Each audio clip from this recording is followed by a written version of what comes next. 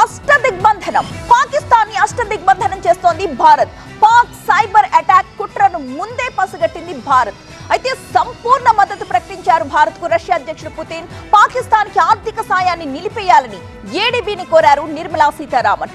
పాకిస్తాన్ కి ఏ విధంగా గుణపాఠం చెప్పాలి అన్న విషయం మీద మోదీ మార్థాన్ మీటింగ్స్ ఇంకా కొనసాగుతూనే ఉన్నాయి.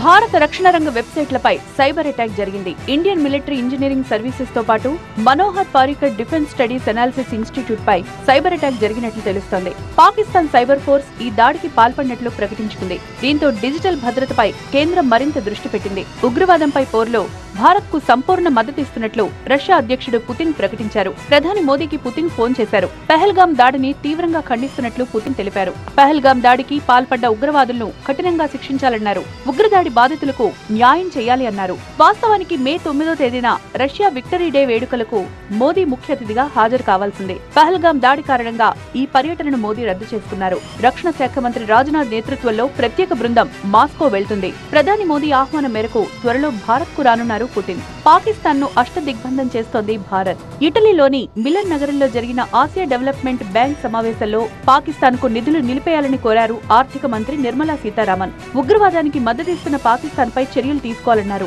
పంజాబ్ లోని గురుదాస్పూర్ లో పాక్ చొరబాటుదారుణ్ణి బీఎస్ఎఫ్ అరెస్ట్ చేసింది.